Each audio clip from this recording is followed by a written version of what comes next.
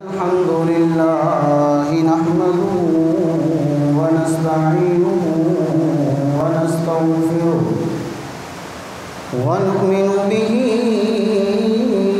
ونتوكل عليه ونعوذ بالله من شرور أنفسنا ومن سيئات أعمالنا من يهده الله فلا مضل له ومن يضلله فلا هادي له ونشهد أن لا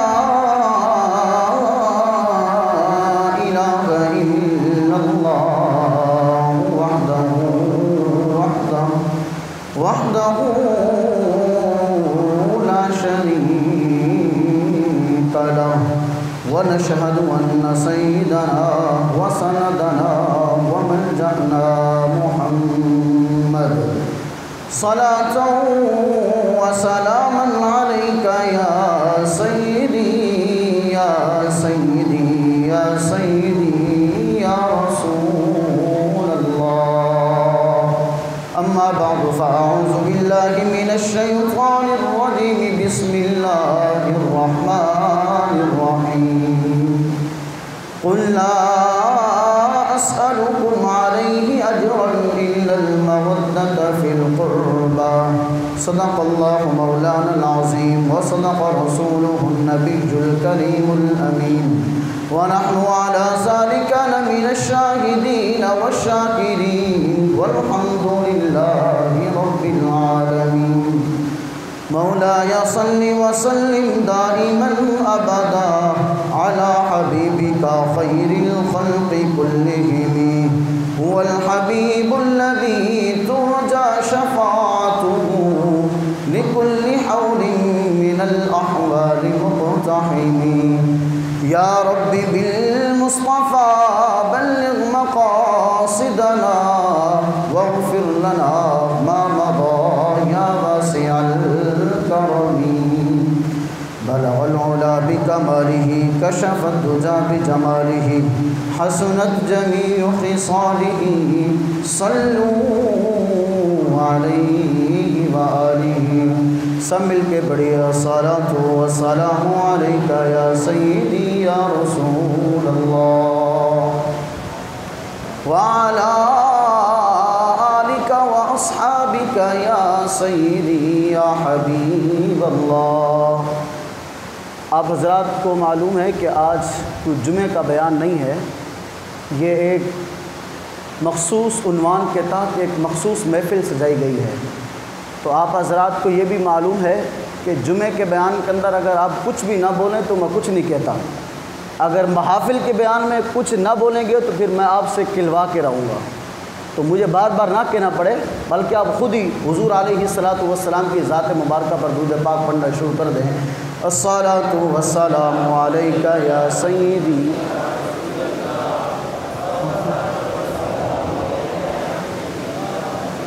باہر جو حضرات تشریف فرما ہیں اگر محسوس نہ کریں تو اندر تشریف لے آئیں. جتنا قریب بیٹھیں گے اتنا ہی ذوق بڑھے گا. اور انشاءاللہ ہم نے اہل بیت اطہار کا تذکرہ کرنا ہے تو انشاءاللہ کچھ ہی ٹائم کے اندر مخصوص وقت کے اندر انشاءاللہ ہم حضور علیہ الصلاۃ والسلام کے اہل بیت کا تذکرہ اور واقعہ کربلا کو ہم بیان کریں گے اور قرآن اور حدیث کے مطابق اس واقعے کو بیان کیا جائے گا. میں یہ بات پھر ایک مرتبہ آپ کے گوش گزار کر دوں کہ جہاں آپ حضرات کو پتہ چلے اور آپ کا دل کرے کہ یہاں سبحان اللہ کہنا چاہیے تو وہاں خاموش نہ رہیے گا. ہاں جہاں آپ کا دل نہ کرے وہاں تو مجبوری ہے. اگر دل کرے پھر زبان کو روکنا نہیں ہے بلکہ بلند آواز سے سبحان اللہ کہنا ہے. ایک مرتبہ کہہ کے بتائیے گا کس طرح آپ سبحان اللہ کہیں گے. اور اس طرح اگر آپ کا ذوق رہا تو پھر انشاءاللہ یہاں بھی ذوق ہوگا اور آپ کو ذوق ملے گا. تو آپ نے ذوق دکھانا ہے پھر یہاں سے ذوق ملے گا. کیونکہ جمعے میں تو صرف ہم نے ذوق دکھانا ہوتا ہے, محافل میں آپ نے بھی ذوق دکھانا ہوتا ہے. اور انشاءاللہ محفل کے بعد آپ کے لیے یہ بھی خوشخبری سنا دوں کہ لنگر کا بھی اہتمام ہے. کوئی حضرت جو ہے وہ محفل کے اندر سے اٹھ کے نہ جائے, انشاءاللہ آپ کے لیے لنگر کا بھی اہتمام ہے, وہ بھی آپ کے سامنے پیش کیا جائے گا. حضور علیہ السلام کے نواسے کی شہادت کا تذکرہ کیا جا رہا ہے۔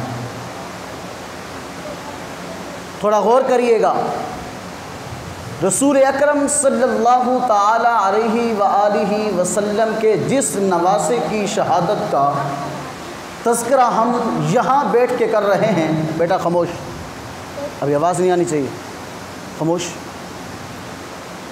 جس نواسے کا تذکرہ، جس نواسے کی شہادت کا تذکرہ ہم یہاں بیٹھ کے نورانی مسجد میں کر رہے ہیں، اسی نواسے کی شہادت کا تذکرہ کچھ عرصہ پہلے مدینے میں بھی ہوا، کچھ عرصہ پہلے مکہ میں بھی ہوا، اور اسی نواسے کی شہادت کا تذکرہ اللہ رب العزت نے فرشتوں کے سامنے بھی کیا ہے۔ یعنی صرف اس نواسے کی شہادت کا تذکرہ کرنا مدینے والوں کی سنت نہیں، صرف مکہ والوں کی سنت نہیں، بلکہ اس نواسے کی شہادت کا تذکرہ کرنا خود رب کائنات کی سنت ہے۔ یعنی خود رب کائنات نے بخاری شریف کی حدیث مبارکہ رسول اکرم صلی اللہ تعالی علیہ وآلہ وسلم نے ارشاد فرمایا کہ میرے اس نواسے کی شہادت وہ عظیم شہادت ہے جس کا تذکرہ اللہ رب العزت نے آسمانوں والے فرشتے کے سامنے بھی کیا ہے۔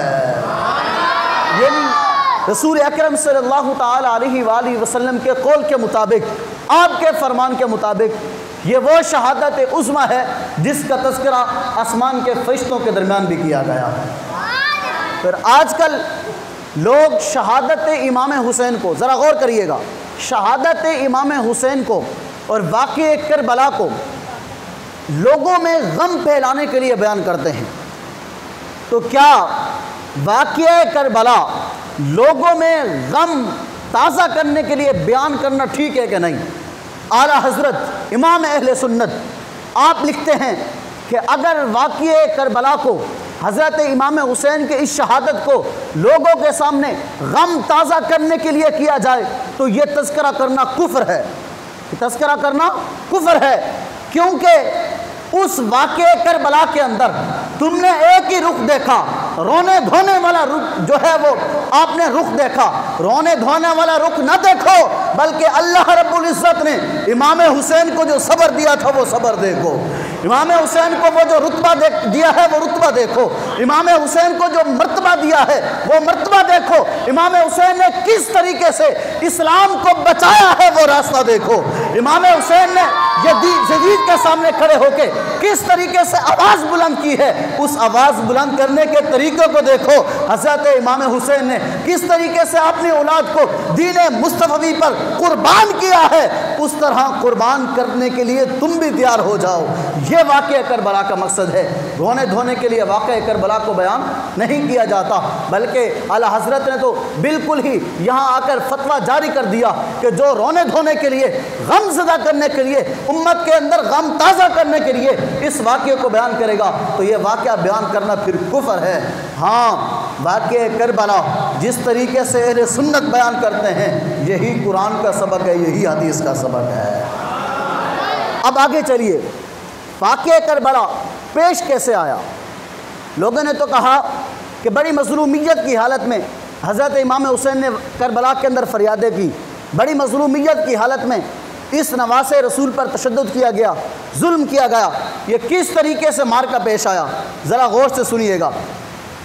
اس واقعے کو ابن کثیر بیان کرتے ہوئے ان لفظوں سے کرتے ہیں کہ واقعہ کربلا اس طریقے سے پیش آیا، جب حضرت علی المرتضیٰ رضی اللہ تعالی عنہ کا وصال مبارک ہو گیا، اس کے بعد حضرت امیر معاویہ رضی اللہ تعالی عنہ کو مسند خلافت پر بٹھایا گیا، اور مسند خلافت پر بٹھایا کس نے؟ حضرت امام حسن نے۔ یہ کون لکھ رہا ہے؟ ابن کثیر، تفسیر ابن کثیر کے اندر لکھ رہا ہے کہ حضرت امیر معاویہ کو مسند خلافت پر بٹھانے والا کون ہے؟ حضرت امام حسن۔ اور حضرت امام حسن، اب پھر یہاں سوال پیدا ہوتا ہے، حضرت امیر معاویہ نے تو حضرت علی المرتضیٰ کے ساتھ جنگ کی ہے، پھر حضرت امام حسن بیٹے ہیں علی المرتضیٰ کے، تو حضرت امام حسن پھر کس طریقے سے امیر معاویہ کو مسند خلافت پر بٹھا رہے ہیں؟ یہ بھی ایک سوال ہے اور بڑا اہم سوال ہے۔ اس کا جواب یہ ہے کہ حضرت امام حسن وہ ہیں جس کے بارے میں رسول اکرم صلی اللہ تعالیٰ علیہ وآلہ وسلم نے ارشاد فرمایا. ابن کثیر نے بھی اس حدیث کو روایت کیا, امام بخاری نے بھی اس حدیث کو روایت کیا, امام مسلم بھی روایت کرتے ہیں. اسی طرح تفسیر روح البیان کے اندر اس حدیث کو سند کے ساتھ روایت کیا گیا. آپ تفسیر روح البیان والے یہ لکھتے ہیں کہ رسول اکرم صلی اللہ تعالیٰ علیہ وآلہ وسلم نے فرمایا, میرا یہ نواسہ دو ایسے شخصوں کے درمیان جو ہوں گے مسلمان, جنگ کریں گے, ان کے درمیان صلح کرے گا. حضرت امام حسن نے اس حدیث پر عمل کرتے ہوئے, کیونکہ حضور نے فرمایا تھا صلح کرے گا, حضرت امام حسن نے حضرت امیر معاویہ اور علی المرتضیٰ کے اس لشکر کے ساتھ ایک دوسرے کے ساتھ صلح کروائی. صلح کروانے کے بعد حضرت امیر معاویہ کو مسند خلافت پر بٹھایا, اور یہ صلح کرانے کے بعد کا واقعہ ہے. اور حضرت امیر معاویہ جب مسند خلافت پر بیٹھ گئے, اس کے بعد حضرت امام حسن رضی اللہ تعالی عنہ کو کسی نے معاذ اللہ زہر دے دی, آپ کو شہید کر دیا گیا. پھر اس کے بعد حضرت امیر معاویہ رضی اللہ تعالی عنہ نے, چونکہ آپ کے بعد جس کو خلیفہ بنانا تھا اس کا تذکرہ چل رہا تھا کہ کس کو خلیفہ بنایا جائے, حضرت امیر معاویہ کو کچھ لوگوں نے مشورہ دیا, جو قریب قریب بیٹھنے والے لوگ تھے, انہوں نے مشورہ دیا کہ یزید بڑا دانشور ہے, اس کو مسند خلافت پر بٹھایا جائے. حضرت امیر معاویہ نے لوگوں کی باتیں سن کے یزید کو بلوایا, اور یزید کو دربار میں بلا کے یہ حکم جاری فرمایا. سنیے گا, لوگ کہتے ہیں حضرت امیر معاویہ رضی اللہ تعالیٰ عنہ کے بارے میں معاذ اللہ گستاخیاں کرتے ہیں. یزید کو حضرت امیر معاویہ نے اپنے دربار میں بلایا, اور بلانے کے بعد یہ حکم جاری فرمایا, یزید اگر یہ 3 بندے ہیں, ان کے میں نام لے رہا ہوں, یہ 3 بندے ہیں, اگر تجھے مسند خلافت پہ بیٹھنے کی 3 بندے اجازت دے دے تو مسند خلافت پہ بیٹھ جانا, اگر اجازت نہ دے تو مسند خلافت پہ نہ بیٹھنا. یہ حضرت امیر معاویہ کا قول ہے. یزید نے پوچھا وہ 3 افراد کون سے ہیں؟ حضرت امیر معاویہ نے فرمایا, ایک ہے عبداللہ ابن عباس, ایک ہے عبداللہ ابن زبیر, تیسرے ہیں امام حسین. تینوں سے پوچھنا, اگر تینوں اجازت دے دے تو مسند خلافت پہ بیٹھنا, اگر اجازت نہ دے تو مسند خلافت پہ نہ بیٹھنا. اچھا, پھر عرب جو ہیں ان کا اپنا ایک رواج ہے کہ اگر کوئی خلیفہ فوت ہو جاتا ہے تو پہلے دوسرا خلیفہ بناتے ہیں, پھر پہلے کے فوت ہونے کی خبر دیتے ہیں. حضرت امیر معاویہ وصال فرما گئے اور یزید کو یہ حکم جاری کر دیا تھا. اب حضرت امیر معاویہ کا جب وصال مبارک ہوا, اس وقت مدینے کا گورنر تھا ولید بن عتبہ. اس وقت مدینے کا گورنر تھا ولید بن عتبہ. ولید بن عتبہ کے پاس یزید حکم نامہ جاری کرتا ہے, اور وہ حکم نامہ یہ جاری کرتا ہے کہ آپ نے ان تینوں کو آپ نے کہنا ہے کہ یہ تینوں میرے ہاتھ پہ بیعت کریں. کون؟ عبداللہ ابن عباس, عبداللہ ابن زبیر اور حضرت امام حسین. تینوں کو آپ نے کہنا ہے. یہ حکم ہے یزید کا. کس کو؟ ولید بن عتبہ کو. ولید بن عتبہ مدینہ کا گورنر ہے. کس کو حکم ہے؟ اب یہ حکم آیا کہ آپ نے ان تینوں کو مجبور کرنا ہے کہ یہ میرے ہاتھ پہ بیعت کریں. رات کا ٹائم تھا, یہاں سے کربلا کا سلسلہ شروع ہو رہا ہے. رات کا ٹائم تھا. حضرت امام حسین رضی اللہ تعالی عنہ مدینہ شریف مسجد نبوی میں نماز پڑھایا کرتے تھے. آپ نے عشاء کی نماز پڑھائی. عشاء کی نماز کے بعد ولید بن عتبہ کا پیغام آ جاتا ہے کہ آپ میرے دربار میں آئیں. اس وقت کئی صحابہ کرام موجود تھے. حضرت عبداللہ ابن زبیر, حضرت عبداللہ ابن عباس, حضرت امام حسین, تینوں کی طرف پیغام آیا. حضرت امام حسین نے مشورہ کیا کہ کیا مجھے اس ٹائم میں ولید بن عتبہ کے پاس جانا چاہیے کہ نہیں جانا چاہیے. صحابہ کرام نے عرض کی, اے امام حسین, اس وقت آپ کو نہیں جانا چاہیے. پھر تھوڑی دیر کے بعد آپس میں مشورہ ہوا کہ حضرت امام حسین جاتے ہیں. ساتھ میں صحابہ کرام نے کہا ہم 14 افراد ایسے دیتے ہیں جو لشکر کے طور پر ان کے ساتھ جائیں. اگر ولید بن عتبہ کوئی زبردستی کرتا ہے یا بیعت زبردستی کرواتا ہے تو حضرت امام حسین سے صحابہ کرام نے عرض کی کہ آپ اس وقت ایک جملہ بلند آواز سے کہہ دینا, بس آپ کا بلند آواز سے جملہ کہنا ہوگا, یہ لشکر والے اس ولید بن عتبہ کے ٹکڑے ٹکڑے کر کے رکھ دیں گے. یہ اس وقت حضرت امام حسین کے ساتھ یہ لشکر بھیجا گیا۔ کتنے افراد تھے ساتھ؟ 14 افراد تھے۔ صحابہ کرام ولید بن عتبہ کے پاس پہنچ جاتے ہیں۔ ولید بن عتبہ کے پاس جب پہنچے، ولید بن عتبہ نے وہی کہا جو یزید کی طرف سے حکم تھا۔ وہ کیا حکم تھا؟ کہ امام حسین کو کہو اور باقی جو 2 اشخاص ہیں انہیں کہو کہ میرے ہاتھ پہ بیعت کریں، یزید کے ہاتھ پہ بیعت کریں۔ حضرت امام حسین نے فوراً انکار کر دیا، فوراً انکار کر دیا، اور یہاں سے یزید کی بیعت کا انکار شروع ہو رہا ہے۔ تھوڑا غور کریے گا، یہیں سے یزید کی بیعت کا انکار شروع ہو رہا ہے۔ حضرت امام حسین نے بیعت کا انکار کر دیا کہ میں اس کی بیعت نہیں کرتا۔ اسی وقت ولید بن عتبہ کے ساتھ مالک بن مروان ایک شخص بیٹھا ہوا تھا۔ وہ مالک بن مروان ولید بن عتبہ کے کان میں آ کر کہتا ہے، جناب یہی وقت ہے، امام حسین کو کور کر لو، اگر ابھی کور نہیں کیا تو پھر یہ آپ کے ہاتھ میں آنے والا نہیں ہے۔ مالک بن مروان ولید بن عتبہ کے کان میں یہ آواز دے رہا تھا۔ حضرت امام حسین کے کان میں جب یہ آواز پہنچی کہ مالک بن مروان یہ کہہ رہا ہے، تو حضرت امام حسین نے مالک بن مروان سے کہا، ایک شخص اگر تجھے زیادہ ہی شوق ہے جنگ کرنے کا تو ابھی باہر نکل، آمنہ کے لال کا نواسہ اس وقت بھی تیرے ساتھ جنگ کرنے کے لیے تیار ہے۔ تو مالک بن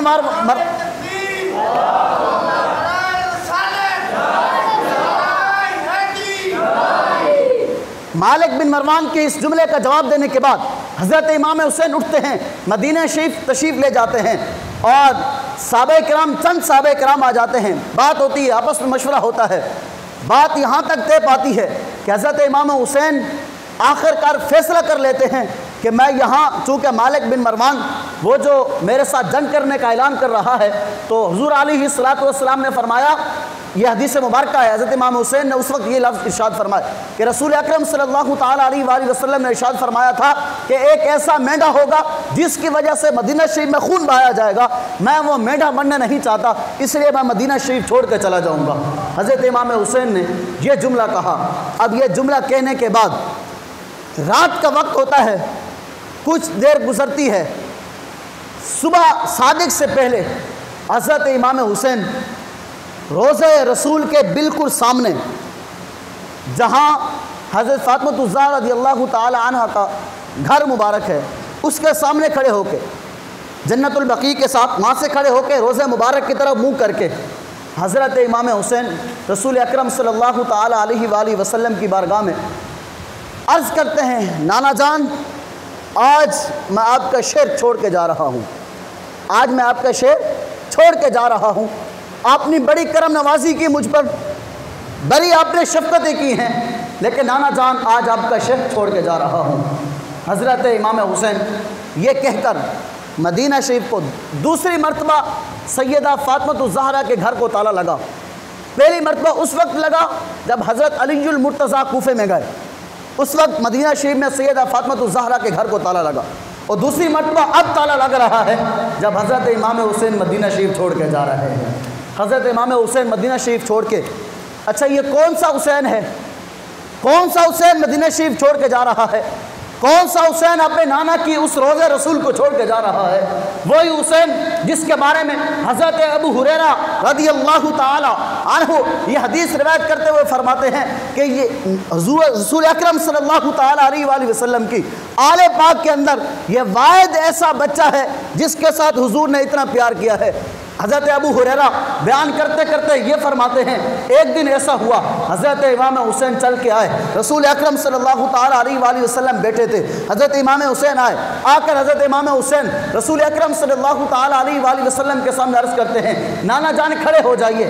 رسول اکرم صلی اللہ تعالی علیہ وآلہ وسلم نے اپنے نواسے کی طرف دیکھا اور سیدھے کھڑے ہو گئے۔ جیسے ہی کھڑے ہوئے حضرت امام حسین کہنے لگے، نانا جان میں آپ جتنا ہونا چاہتا ہوں، میں آپ جتنا ہونا چاہتا ہوں، جتنا آپ کا قد ہے میں بھی چاہتا ہوں میرا اتنا قد ہو جائے۔ حضرت امام حسین نے جب یہ جملہ کہا، رسول اکرم صلی اللہ تعالی علیہ وآلہ وسلم نے اس طرح ہاتھ پکڑے، حضرت امام حسین کو اٹھایا، پہلی مرتبہ حضرت امام حسین نے یہاں قدم رکھے، دوسری مرتبہ یہاں قدم رکھے، اور جب یہاں قدم رکھے اس کے بعد حضرت امام حسین کا سر رسول اکرم صلی اللہ تعالی علیہ وآلہ وسلم سے اونچا ہو گیا۔ رسول اکرم صلی اللہ تعالی علیہ وآلہ وسلم نے فرمایا کہ اے حسین، تو کہتا تھا میں برابر ہونا چاہتا چاہتا ہوں، اب تو اوپر ہو رہا ہے۔ پھر حضرت امام حسین کو رسول اکرم صلی اللہ تعالیٰ علیہ وآلہ وسلم نے نیچے کیا، یہاں چہرہ حسین ہے، یہاں چہرہ مصطفیٰ ہے۔ اب یہاں سے حضرت امام حسین کے منہ سے زبان نکلتی ہے، رسول اکرم صلی اللہ تعالیٰ علیہ وآلہ وسلم اس زبان کو چوسنا شروع کر دیتے ہیں،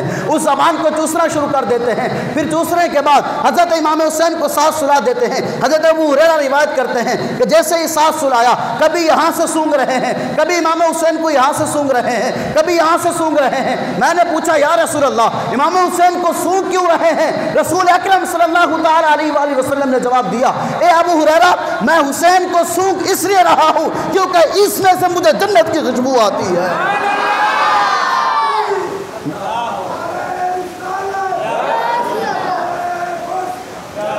کہتے ہیں میں حسین کو فرمایا، حسین کو چوم اس لیے رہا ہوں، سونگ اس لیے رہا ہوں کیونکہ اس کو سونگنے سے اس کے جسم سے مجھے جنت کی خوشبو آتی ہے۔ یہ وہی حسین ہے، آج روزہ رسول کو چھوڑ کے جا رہا ہے۔ مدینہ شریف سے چلتے ہیں، وہاں مکہ شریف پہنچ جاتے ہیں۔ وہاں جب پہنچے تو کوفہ والوں کے خط آنا شروع ہو گئے، کوفہ والوں کے خط آنا شروع ہو گئے۔ خط میں لکھا ہوا یہ تھا، تمام خطوط میں لکھا ہوا یہ تھا کہ جناب علی المرتضیٰ کے بعد، حضرت امیر معاویہ کے بعد اب یزید ہم پر جو ہے وہ مسلط ہو گیا ہے اور اس کے خلاف آواز اٹھانے والا کوئی نہیں ہے۔ آپ یہاں تشریف لے آئیں اور اس کے خلاف آواز اٹھائیں۔ اگر آپ نہیں آئے تو ہم کل قیامت کے دن رسول اکرم صلی اللہ تعالیٰ علیہ وآلہ وسلم کے سامنے شکایت کریں گے اور اللہ رب العزت کے سامنے شکایت کریں گے کہ ہمارے ساتھ کوئی کھڑا ہونے والا نہیں تھا۔ یہ خط ہے، اور ایک دو خط نہیں تھے، کثیر روایات کے مطابق حضرت امام حسین نے 3 بوریاں بھری، 3 بوریاں خطوط کی بھری، اور 3 کی 3 بوریاں جو خط آئے ہوئے تھے وہ کوفہ والوں کی طرف سے آئے ہوئے تھے۔ سب میں یہی لکھا ہوا تھا کہ آپ کوفہ میں آئے، ہم آپ کی بیعت کرتے ہیں، سب میں یہی لکھا ہوا تھا۔ اور یہاں صحابہ کرام حضرت امام حسین کو منع کر رہے تھے کہ آپ کوفہ نہ جائیں، کوفہ والے اپنے وعدے کی جو ہے پاسائی نہیں کرتے، وعدہ پورا نہیں کرتے، وعدے کے خلاف ورزی کرتے ہیں۔ سب صحابہ کرام یہی پہ جو ہے مشورہ دے رہے تھے۔ بالآخر حضرت امام حسین نے یہ فیصلہ کیا کہ چلو میں خود نہیں جاتا، مسلم بن عقیل کو بھیجتا ہوں، وہ وہاں جائیں گے اور وہاں جا کر وہاں کی جو حالات ہیں وہ مجھے بتائیں گے، پھر میں یہاں سے چلا جاؤں گا۔ حضرت امام حسین نے مسلم بن عقیل رضی اللہ تعالی عنہ کو یہاں سے مکہ شریف سے بھیجا۔ وہ وہاں کوفہ پہنچے۔ اب مسلم بن عقیل رضی اللہ تعالی عنہ جیسے ہی کوفہ پہنچے، پہلے دن 17,000 کوفیوں نے آپ کے ہاتھ پہ بیعت کی۔ مسلم بن عقیل کے ہاتھ پر 17,000 کوفیوں نے بیعت کی، اور جو آپ کے ساتھ اٹھنے بیٹھنے والے لوگ تھے انہوں نے کہا جناب یہ پہلے دن کے لوگ ہیں، پہلے دن 17,000 نے بیعت کر لی ہے، اب آگے دیکھیے گا کتنے لوگ آپ کی بیعت کرتے ہیں۔ کچھ دن گزرتے ہیں، کچھ دیر گزرتی ہے تو آپ کے بیعت کرنے والوں کی تعداد 40,000 ہو گئی۔ مسلم بن عقیل رضی اللہ تعالی عنہ کے ہاتھ پہ بیعت کرنے والوں کی کوفیوں کی تعداد کتنی ہو گئی؟ 40,000 40,000 کی تعداد ہو گئی۔ یہاں مسلم بن عقیل کی بیعت بڑھتی جا رہی تھی، لوگ بڑھتے جا رہے تھے۔ وہاں یزید کو خبر پہنچی کہ جناب مسلم بن عقیل وہاں سے یہاں تشریف لائے ہیں، اب وہ دھڑا دھڑ ان کے ہاتھ پہ بیعت ہو رہی ہے، لوگ بیعت کرتے جا رہے ہیں، اب کیا کیا جائے؟ تو یزید نے عبید اللہ ابن زیاد اس کو وہاں سے حکم دیا کہ ابھی جو وہاں خلیفہ کوفہ کے اندر جو گورنر ہے اس کا نام ہے نعمان بن بشیر۔ اب وہ نعمان بن بشیر جو ہے وہ نرم دل ہے، اہل بیت سے محبت کرتا ہے، تو وہ مسلم بن عقیل کو گرفتار نہیں کرے گا۔ عبید اللہ ابن زیاد کو کہا کہ آپ جائیں اور جا کر وہاں مسلم بن عقیل کو گرفتار کریں، نعمان بن بشیر کو معزول کریں گورنری سے۔ اب ابن زیاد جو ہے وہ وہاں سے نکلتا ہے، یزید نے اسے کہا کہ پہلے تیرے پاس ایک گورنری ہے، اب میں تجھے کوفے کی بھی گورنری دیتا ہوں، 2 علاقوں کی گورنری دے رہا ہوں، آپ جاؤ اور وہاں جا کر مسلم بن عقیل کو آپ نے گرفتار کرنا ہے۔ ابن زیاد وہاں سے چلتا ہے، چل کے رات کو اس کا لباس ایسا تھا، وہ رات کو پہنچا اور ایک جو ہے وہ اندرونی راستے سے اندر پہنچا جہاں سے لوگ جو ہے وہ کم آتے جاتے تھے، وہاں سے پہنچا۔ اور کس طریقے سے پہنچا؟ اوپر رومال ڈالا ہوا اور نیچے جبہ پہنا ہوا، تاکہ لوگ دیکھیں تو مجھے امام حسین سمجھے۔ یہ ابن زیاد یہ سوچ کے گیا۔ ابن زیاد جب وہاں پہنچا، لوگوں نے ان کے ہاتھ میں بیعت شروع کر دی اور امام حسین کے نعرے لگنے لگ گئے۔ صبح تک تو پتہ کسی کو نہیں چلا کہ یہ ابن زیاد ہے یا امام حسین ہے، سب نے بیعت شروع کر دی۔ ابن زیاد نے اگلا کام کیا کیا؟ راتوں رات وہاں کے جو لوگ تھے، جس کو ہم کہتے ہیں کہ یہ فلاں بستی کا چودھری ہے، فلاں علاقے کا چودھری ہے، فلاں قصبے کا چودھری ہے، وہاں کے جتنے چودھری تھے راتوں رات ان کو بلایا اور بلا کے کہا کہ صبح تک اگر تم نے سارے حالات میرے حوالے نہ کیے، سارا نظام میرے حوالے نہ کیا، تو تمہیں میں فلاں کو کہا تمہیں یہ کر دوں گا، دوسرے کو کہا تمہیں یہ کر دوں گا، کسی سے کہا تمہاری فلاں چیز ضبط کر لوں گا، اس طرح کی دھمکیاں دے کے اس نے سب کو راتوں رات تیار کر لیا۔ جب صبح ہوئی، ظہر کی نماز کا ٹائم تھا، ظہر کی نماز کے لیے کوفہ کی جامع مسجد کے اندر حضرت مسلم بن عقیل رضی اللہ تعالی عنہ تشریف لاتے ہیں۔ پہلے کتنے افراد تھے؟ 40,000، لیکن اب جب کوفہ کی جامع مسجد میں آ رہے ہیں، نماز کے لیے کھڑے ہوئے تو 40,000 نہ رہے، بلکہ کچھ ہزار جو ہیں وہ آپ کے پیچھے کھڑے ہوئے تھے۔ ایک روایت کے مطابق صرف 11,000، ایک روایت کے مطابق 7,000، ایک روایت کے مطابق 21,000 یہ پیچھے کھڑے ہوئے ہیں۔ 40,000 میں سے یہ بچے، صرف یہ چند گھنٹوں کی بات ہے۔ پھر کچھ دیر گزرتی ہے، مغرب کا ٹائم ہو جاتا ہے۔ مغرب کے ٹائم میں نماز کا ٹائم ہوا، حضرت مسلم بن عقیل رضی اللہ تعالیٰ عنہ نماز پڑھانے کے لیے مسجد میں آئے، پیچھے کچھ لوگ کھڑے ہوئے ہیں۔ اب یہاں ایک جملہ میں کہہ رہا ہوں، صرف اشارہ کروں گا، سمجھنے والے سمجھ جائیں گے۔ کچھ لوگ پیچھے کھڑے ہوئے، کچھ نے ہاتھ باندھے اور کچھ نے پیچھے کھڑے ہو کے ہاتھ نہیں باندھے۔ کھڑے مسلم بن عقیل کے پیچھے ہیں لیکن ہاتھ نہیں باندھے۔ یہاں ہاتھ باندھنے اور کھولنے کا ایک تصور ہے، یہ صرف آپ کے عام اشارہ کر رہا ہوں کہ ہاتھ پیچھے نہیں باندھے۔ کیوں نہیں باندھے؟ تاکہ ابن زیاد کا اگر کوئی شخص ہمیں دیکھے تو ہم اسے کہیں ہم صرف ویسے ہی کھڑے ہیں، ہم نماز تو نہیں پڑھ رہے، ہم تو ویسے ہی پیچھے کھڑے ہیں، اس لیے ہاتھ نہیں باندھے۔ یہ ہاتھ چھوڑنے والا سلسلہ وہیں سے شروع ہوا ہے، ہاتھ چھوڑ کے نماز پڑھنے والا سلسلہ وہیں سے شروع ہوا ہے۔ پھر مسلم بن عقیل رضی اللہ تعالیٰ عنہ نے نماز پڑھائی۔ جب نماز شروع کی تو کئی ہزار پیچھے کھڑے ہیں، نماز ختم کی، پیچھے کوئی نہیں تھا، پیچھے کوئی نہیں تھا۔ سارے کوفیوں نے بغاوت کر دی، سارے کوفیوں نے بغاوت کر دی۔ کہاں 40,000؟ اب پیچھے کوئی ایک بھی نہیں ہے، پیچھے کوئی ایک بھی نہیں ہے۔ اور پھر ہوا یہ کہ راتوں رات حضرت مسلم بن عقیل رضی اللہ تعالیٰ عنہ کو گرفتار کر دیا گیا، اور گرفتار کر کے صبح جب ہوئی تو عرب والے جو ہے وہ سزا دیتے ہیں تو بڑی کڑی سزا دیتے ہیں۔ ایک اونچے مقام پہ بڑا مینار تھا، اس مینار سے حضرت مسلم بن عقیل رضی اللہ تعالیٰ عنہ کو نیچے گرایا گیا اور اس طریقے سے آپ کو شہید کیا گیا۔ یہ حضرت مسلم بن عقیل رضی اللہ تعالیٰ عنہ، اور پھر شہید کرنے کے بعد ایک چوک کے اندر لٹکا دیا گیا، ایک چوک کے اندر لٹکا دیا گیا۔ اور جب شہید کیا گیا اس سے ایک رات پہلے حضرت مسلم بن عقیل حضرت امام حسین کو خط لکھ چکے تھے کہ آپ آ جائیں، یہاں کے حالات ٹھیک ہیں، کیونکہ ایک دن پہلے تک تو حالات ٹھیک تھے، خط لکھ چکے تھے آپ آ جائیں، حالات ٹھیک ہیں۔ حضرت امام حسین مکہ شریف سے روانہ بھی ہو گئے۔ اب یہ مکہ شریف سے روانہ ہوئے، راستے میں ایک شاعر ہے، ایک بہت مشہور شاعر ہے فرزدق، وہ فرزدق شاعر حضرت امام حسین کو راستے میں اس کی ملاقات ہوئی، وہ حضرت امام حسین کو یہ عرض کرتا ہے آپ کہاں جا رہے ہیں؟ حضرت امام حسین فرماتے ہیں کہ میں کوفہ جا رہا ہوں، وہاں سے میرے پاس پیغام آیا ہے۔ وہ فرزدق شاعر کہتا ہے جناب آپ نے مسلم بن عقیل کو بھیجا تھا، ان کوفیوں نے ان سے بغاوت کر لی ہے اور مسلم بن عقیل کو شہید کر دیا گیا۔ یہ وہ فرزدق شاعر خبر دے رہا ہے۔ حضرت امام حسین نے وہاں جو جملہ کہا نا، وہ جملہ بھی دل کی تختی پہ لکھنے والا ہے۔ فرزدق کہتا ہے جناب شہید کر کے انہوں نے مسلم بن عقیل کو چوک کے اندر لٹکا دیا ہے۔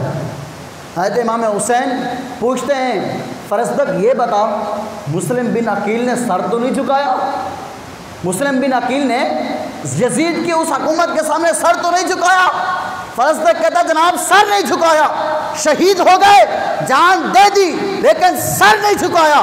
حضرت امام حسین فرماتے ہیں اگر مسلم بن عقیل نے سر نہیں جھکایا تو میں بھی کوفے جا رہا ہوں، میں بھی سر نہیں جھکاؤں گا۔ مسلم بن عقیل نے شہادت کا جام پی لیا ہے، اگر اللہ کو منظور ہے میں بھی شہادت کا جام پی لوں گا، لیکن لکھ لینا گردن تو کٹ سکتی ہے لیکن کسی یزیدی کے ہاتھ میں بیعت نہیں کر سکتا۔ حضرت امام حسین نے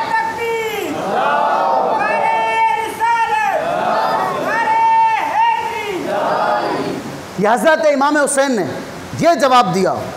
آگے قافلہ چلتا ہے۔ اب یہاں ایک اور بات کر دوں، کچھ لوگ کہتے ہیں صحابہ کی اولاد امام حسین کے ساتھ نہیں تھی، صحابہ کی اولاد امام حسین کے ساتھ نہیں تھی، یہ کچھ لوگ اعتراض کرتے ہیں۔ اس کا جواب امام طبری لکھتے ہیں، آپ لکھتے ہیں کہ اہل بیت کی تو تعداد صرف 21 تھی، اہل بیت کے افراد کی تعداد تو صرف 21 تھی، 72 کیسے بنے؟ 72 کیسے بنے؟ اہل بیت کے افراد کی تعداد تو 21 ہے، اگر کوئی صحابی کا بیٹا ساتھ شامل نہیں تھا تو پھر 21 جانے چاہیے تھا، 72 کیسے گئے؟ تو وہ جو 21 کے بعد کی جتنی تعداد ہے وہ سارے کے سارے صحابہ کی ہی اولاد تھی، اور وہ صحابہ کی ہی اولاد ساتھ گئی ہے، یہ جواب ہے اس کا۔ پھر آگے چلیے، حضرت امام حسین کا قافلہ جب آگے چلا، حر بن یزید اس نے آ کے ایک مرتبہ قافلے کو روکا، پھر دوسری مرتبہ قافلے کو روکا، پھر تیسری مرتبہ قافلے کو روکا۔ جب تیسری مرتبہ قافلے کو روکا، حضرت امام حسین نے حر بن یزید سے پوچھا یہ کون سی جگہ ہے؟ حر بن یزید کہتا ہے جناب یہ کرب و بلا ہے، یہ کرب و بلا ہے، یہی کربلا ہے۔ حضرت امام حسین نے فرمایا پھر یہیں خیمے لگا دو، پھر یہیں خیمے لگا دو، پھر وہاں خیمے لگا دیے گئے۔ اب حر بن یزید ایک مختصر سا لشکر لے کے حضرت امام حسین کے سامنے آئے تھے، لیکن یہاں جب کربلا میں پہنچے، اس مقام پہ پہنچے، حضرت امام حسین کے پیچھے کھڑے ہو کے